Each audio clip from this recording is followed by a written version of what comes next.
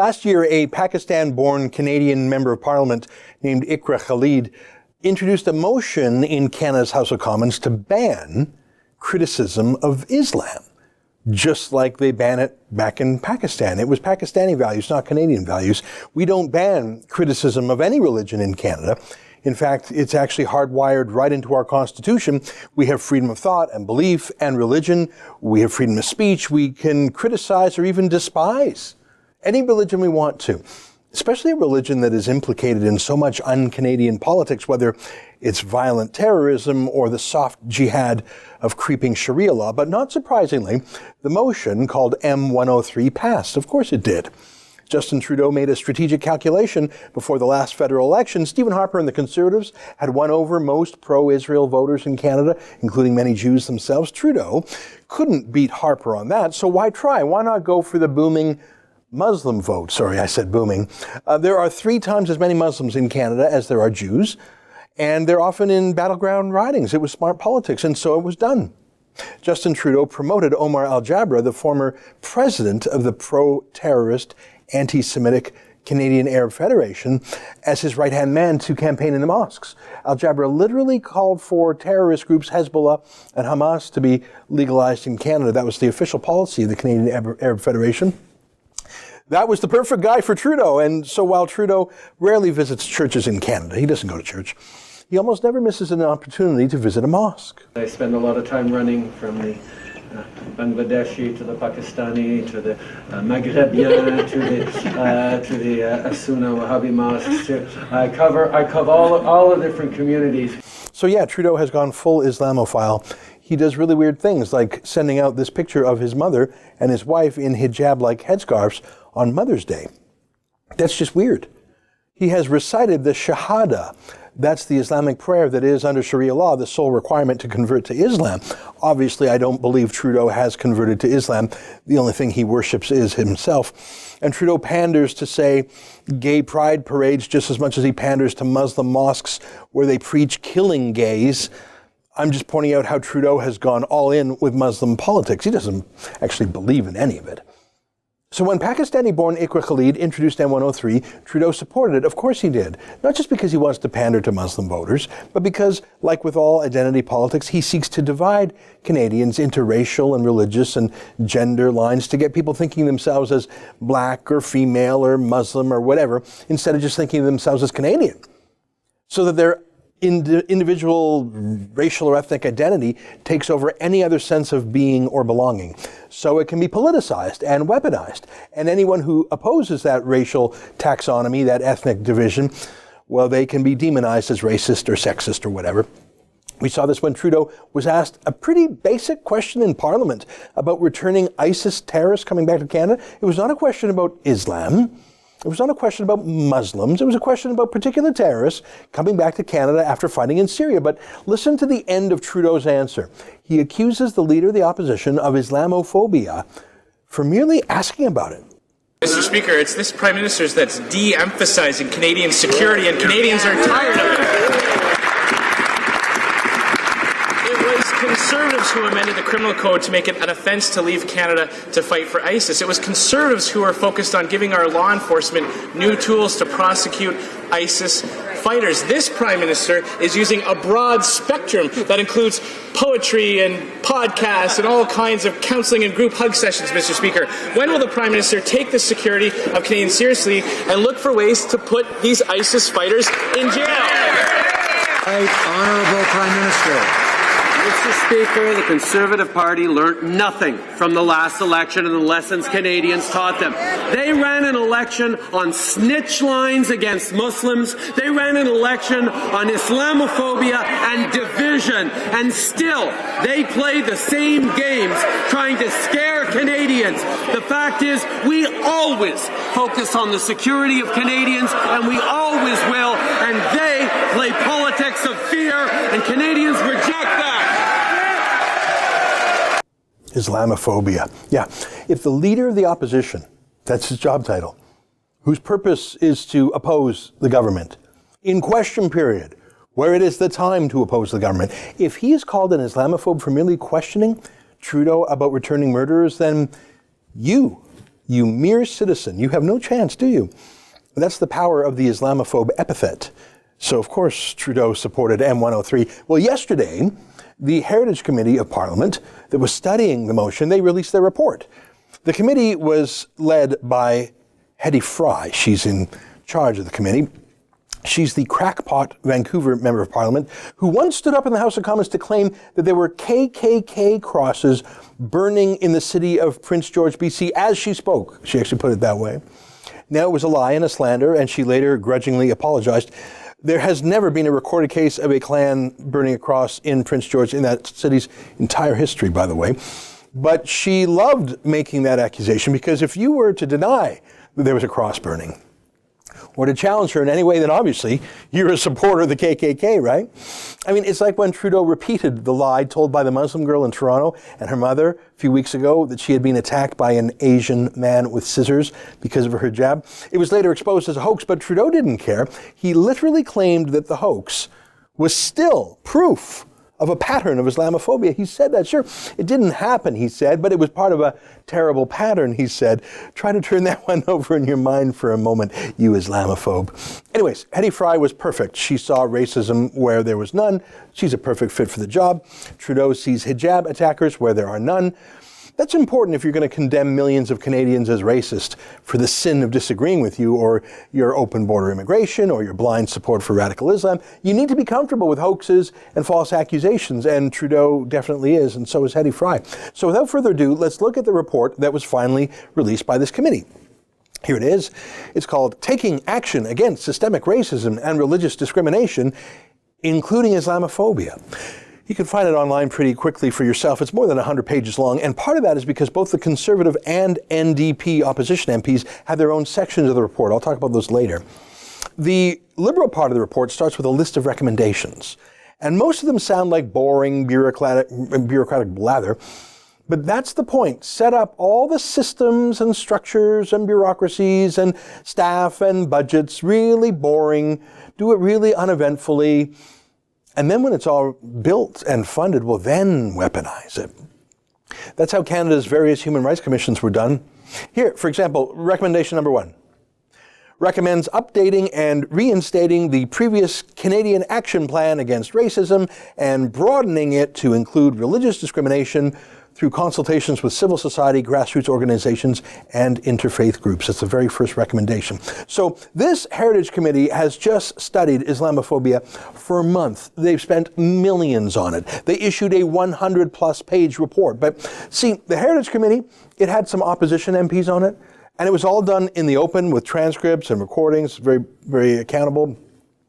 So the very first recommendation by the Liberals is get rid of the opposition, get rid of the transparency of Parliament, and just go do deals with individual NGOs, Muslim groups perhaps, like Omar al-Jaber's old racist NGO. No media, no opposition. Keep this going, but get the scrutiny away. Here's recommendation number 2. Recommends the creation of a directorate at the Department of Canadian Heritage, which will develop, implement, and monitor this National Action Plan. Well, of course. Set up a permanent bureaucracy to do nothing but this. Again, it's staff, it's not MPs, so it's not out in the open. No opposition. Hire activists working right out of the Liberal government. That's literally their second recommendation, to perpetuate this whole exercise, to make it a permanent struggle. Recommendation 3 recommends the plan has measurable targets, deadlines, and reporting mechanisms, dedicated resources, and adequate monitoring be implemented to ensure that the plan is sustainable and accountable. Dedicated resources, that's how they say money in Ottawa. How many millions of dollars do you think that this will take? How many staff? I'm going to say just within the Department of Heritage, I'm going to say 20 staff and $5 million a year just to start. And of course, it will be disproportionately Muslim Brotherhood style people who are hired there. No progressive Muslims. I mean, it's just going to be Omar al-Jaber types. I'm not going to read all of the recommendations, but here's one, number 6. Recommends that the Government of Canada create a national database to retain and analyze hate crime and hate incident data. Hate incident data. So not a crime, just some incident. Does the hijab hoax in Toronto count? That was an incident. How about a couple of days ago when a Muslim candidate for school trustee in Calgary lied about a racist attack against her that she just made up? That's a hate incident, isn't it? How about, remember that case in London, Ontario, the hijab attacker who turned out to be a Muslim woman herself? I'm going to skip ahead. Recommendation 12 says that the Government of Canada implements an equity lens towards public policy, similar to the gender-based analysis lens, taking into account intersectionality. This lens should include but not be limited to different racial, indigenous, ethnic, linguistic, sexual orientation, gender identity, and religious groups. Oh, so get ready for all sorts of new affirmative action you haven't even thought of before.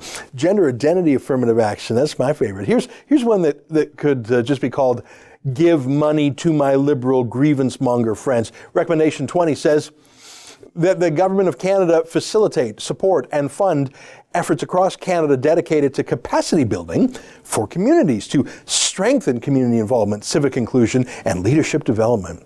As in, give money to my political friends.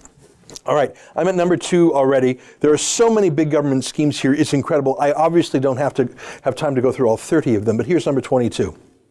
Recommends the Government of Canada take a strong leadership role to actively condemn systemic racism and religious discrimination, including Islamophobia. So not just politicians speaking for themselves and their party. I mean, if Justin Trudeau wants to do that, that's one thing, but that's not what this is. This is about the government itself, the civil service, the agencies, the bureaucrats, all the programs. They must now be activated to condemn Islamophobia. I'll come back to this in a moment, the definition of Islamophobia, but here's more. Recommendation 24. The Government of Canada develop an education campaign to promote media literacy. So the government will now spend money and hire staff and set up programs to tell us citizens how to think of the media, how to criticize the media, who to trust and who not to trust in the media. The government's going to do that. Yeah, that's how it works in dictatorships. The government critiques the media. In free countries, the media critiques the government. Trudeau's Liberals actually are recommending that the government tell Canadians what to think of different reporters. I mean, forget about just the media, though. The Liberals actually want the government to interfere in every single group at all in this country. Doctors, engineers, lawyers, teachers, with their messages. Here, let me read recommendation 26. The Government of Canada, working in collaboration with the provinces and territories, institute cultural competency training to combat systemic racism and discrimination and religious discrimination that may be embedded or perceived to be embedded within a number of professions, giving professionals the opportunity to immerse themselves in other cultures, to ultimately learn from and connect with those cultures. So that's going to be injected into everything in this country. The government is going to tell you how to think about culture. The government is going to combat your own views because you're a bigot and you don't even know it. And they're going to tell you how to think about these things, but of course they are. Hedy Fry herself is leading the charge here. Doesn't that make you feel good that the woman who sees burning crosses where there are none, she's in charge? Recommendation 27 is that the Government of Canada provide grants. Well, of course. And that they be given to academic experts in Canadian universities to support the creation of research on systemic racism and religious discrimination, which can be used to inform public policy.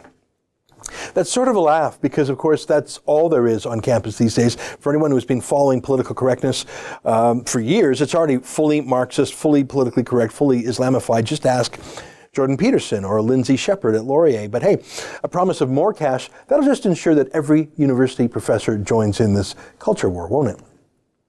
Recommendation 30, the last one, that January 29th be designated as a National Day of Remembrance and Action on Islamophobia and other forms of religious discrimination. There you have it. That's turning the attack on that Quebec mosque a year ago into a national holy day where we scold people for not liking Islam enough. Even though that attacker has not been on trial yet, has not been convicted yet, has not been charged with a hate crime or terrorism, but in advance, the Liberal government just knows in their bones that he is guilty of hate. No trial needed. And we should all be ashamed nationally because of it. Now let me go to a key word here that I've said a few times now, Islamophobia. Islam is a religion, of course. It is a doctrine. It is a set of ideas. It's not just a religion, though. It's politics, and it's often war and terrorism committed in the name of Islam. If you're not phobic about it, if you're not afraid of it, then I don't think you've been paying attention much since 9/11, have you? Now, on the other hand, Muslims are people, including more than 1 million Canadians. You can criticize or fear or even hate Islam, the idea, without discriminating against a human being called a Muslim. In fact, many Muslims in Canada themselves are critics of Islam, or fear it, or even hate it. Many Muslims came to Canada to get away from a Sharia hellhole like Iran. Here's a few definitions of Islamophobia cited by the Liberals in the report. I'm going to read a bit here to you. A number of witnesses provided different definitions of the term, such as an irrational fear or hatred of Muslims or Islam that leads to discrimination. That was given by Iqra Khalid herself. Or anti-Muslim discrimination or hate. That's by a Muslim law professor at U of T. Well, which is it? Is it a hatred or fear of Islam? Or just an irrational hatred or fear of Islam? So is it okay to hate or fear Islam if you're rational about it, but not if you're irrational about it? And who gets to decide which is which? But the professor says it's discrimination or hate, but against a Muslim person, not an idea. Or here's another one of a dozen definitions. A criticizing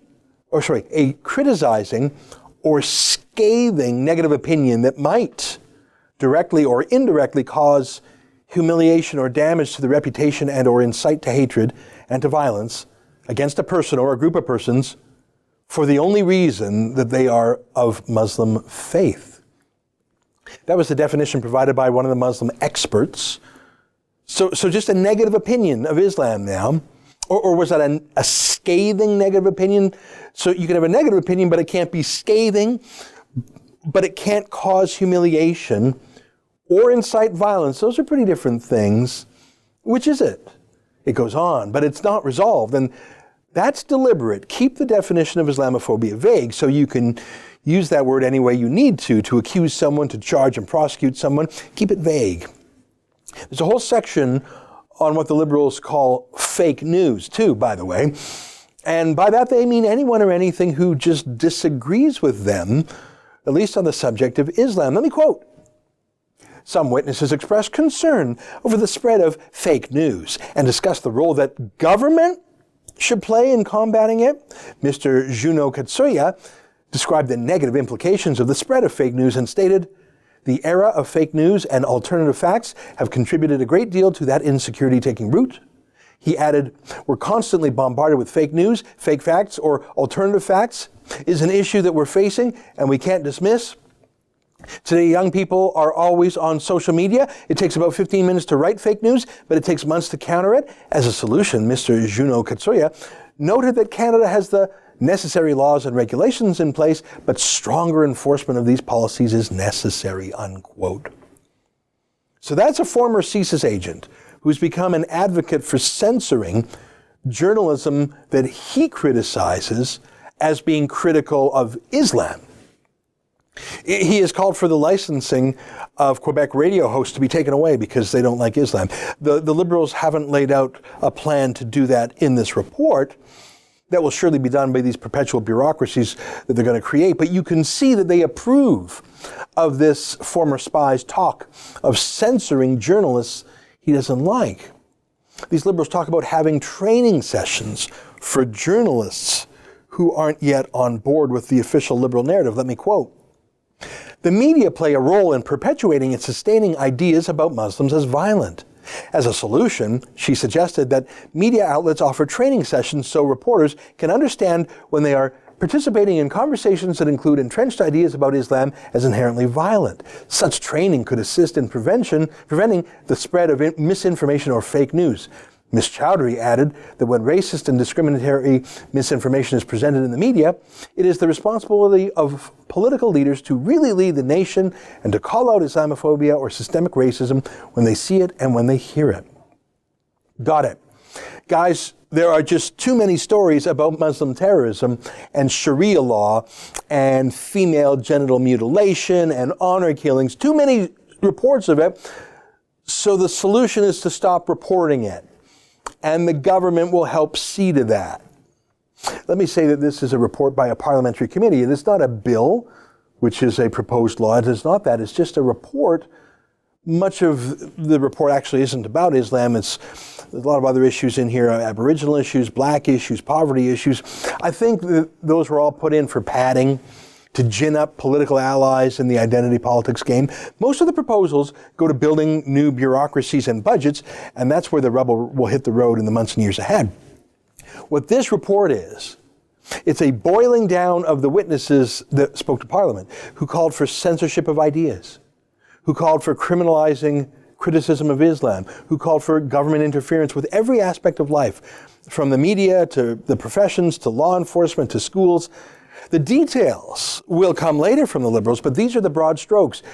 They're going to ban wrongthink on Islam. Now, the Conservatives have a dissenting report at the bottom of this. I think they get a big point right when they say this, and I quote, "Unfortunately, Islamophobia has received many definitions, and the failure to use just one definition for the word is highly problematic. We believed that the motion would have better achieved its goal by condemning, quote, all forms of systemic racism, religious intolerance, and discrimination of Muslims, Jews, Christians, Sikhs, Hindus, and other religious communities." All right, but even that is timid, because it accepts the premise that Canada is systemically racist. I'm sorry, we're not. It suggests that it is government's role to condemn any criticism of religion. It is not. The Conservatives point out that the Liberals overstate the gravity and the quantity of hate crimes in Canada. Of course the Liberals do. Their demand for hate crimes or hate incidents exceeds supply, so they rely on hoaxes and loose definitions. They need to believe that Canadians are hateful, because they have their remedies and budgets and staff all ready to go. So there has to be a problem for them to solve. There is one very powerful passage in the report that I'd like to read out. This is from the Conservative Minority Report. And we know this is true from the Liberals' treatment of progressive Muslims like Tariq Fatah and Raheel Raza and Zuhdi Jasser, who all testified. Let me read this, and this is a fair bit, but I like this part from the Conservative Minority. "One of our greatest concerns was that the Liberal MPs consistently failed to treat moderate Muslim witnesses respectfully. They deliberately avoided Muslim witnesses and their personal testimony, much of which testimony was critical of the use of the term Islamophobia, which spoke to the consequences that a fluid definition would have on public policy, and which addressed potential restrictions on the free speech and beliefs of Muslims and non-Muslims alike. On 2 occasions, moderate Muslim witnesses were belittled by Liberal MPs and accused of being divisive or of being complicit via guilt by association, of complicity in right-wing extremism. Liberal MPs even resorted to the practice of filibustering their own question time in an attempt to avoid inconvenient testimony," unquote. So true, so obviously the Liberal way. There are some good recommendations from the Conservatives, and I ought to read them to you. Here's a couple. That the Government of Canada cease using the term Islamophobia because of the inability to agree on the specific definition of the term. That the Government of Canada cease using the term Islamophobia because groups outside of Canada will use that to justify acts of violence and terror, particularly against women and girls, unquote. Exactly right. See, Justin Trudeau and Ahmed Hassan, the Muslim immigration minister, they love to condemn Canada as a hateful place. They love to scold us. They love to call us Islamophobic. Not only is that not true, but it could justify Muslim attacks on Canada. After all, if we hate Muslims, surely we should be attacked. Here's another good one. That the Government of Canada reiterate its full support for the protection of free speech in Canada, and that the government reject any call to further restrict free speech within Canada. That's a good one. Here's another. Again, this is from the Conservative Dissenting Minority Report. That the Government of Canada launch a public information campaign on female genital mutilation being a harmful practice. Yeah. Not only would that help Muslims in Canada, obviously, but it would probably lower anti-Muslim feeling, because whenever Canadians see the subjugation of Muslim women in Canada, usually by Muslim men in the name of Islam, and it's always approved of by white liberal men and women, I think it undermines our community cohesion because it's contrary to Canadian values. So eliminating the worst aspects of Islamic culture, the subjugation of Muslim women, that would not only help Muslim women who would be liberated, but it would make Canadians warmer towards Muslims, I'm sure of it. It's hard to make friends with someone wearing a black smock over their whole body and face, especially when you learn that is a statement that those who aren't covered from head to toe are haram, they're dirty. On the whole, it's a good Minority Report, and it reasserts the conservative belief that Canadians believe in both freedom of religion and freedom of speech, and that you can stand for that while still opposing the rare cases of actually criminal anti-Muslim bigotry in Canada. One last word. The NDP has their own Minority Report too, of course.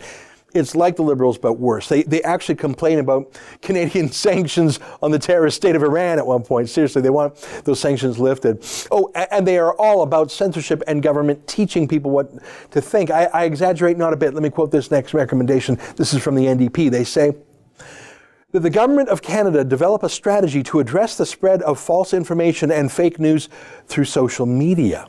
Oh, really? Recommendation 29, that the Government of Canada explore and make available tools that will help individuals identify and recognize their own internal biases. Censorship of the media, of course, yeah, the Liberals love that too, but that second one, having the government tell citizens, individual citizens, to purge themselves of wrongthink, to condemn themselves. That is downright Maoist. That's what they did in the Cultural Revolution. Of course, the NDP proposes that. Look, M-103 is a direct Sharia-style attack on Western values of the separation of mosque and state, of freedom of conscience and freedom of religion and freedom of the press and freedom of speech. The fact that Liberal Ottawa is also using it as an excuse to spend millions, maybe billions, and hire hundreds more staff, well, that shouldn't be surprising either. This report is not the end of the challenge. It is just the beginning of it. It's the rough contours of what's to come. Some will come in the form of proposed laws, I'm sure, but much will come through regulation passed privately. Some will come through budgets. Most will come through vague policies, through a new mindset that the government now has the right and the duty to correct your thinking in support of Islam. And the national shrug that greeted this by the media, by professors, by civil liberties lawyers, suggests that process is already well underway. I mean, imagine if Stephen Harper's government had issued such a report calling for all of these things, but not in the service of Islam, but rather of Christianity. Could you imagine? It would be a national crisis. The UN itself would object. It would be all the media and all the establishment could talk about Stephen Harper forcing Christianity on the country, but to harness the full power of the state to support Islam, to stop the criticism of Islam, to modify every single aspect of society, to stamp out criticism of Islam. Well, yeah, that's the path we're on in 2018. And the fact that I absolutely know you have not heard any of these preceding things on the CBC or the Globe and Mail, well, that proves my point, doesn't it? That's an excerpt from my daily TV show, The Ezra Levant Show. Normally it's behind a paywall, but I thought you'd like this video, so we put it on YouTube. If you want to subscribe to watch the daily show every day, including always 2 interviews a day, and I read my hate mail, just click on this screen and become a premium member.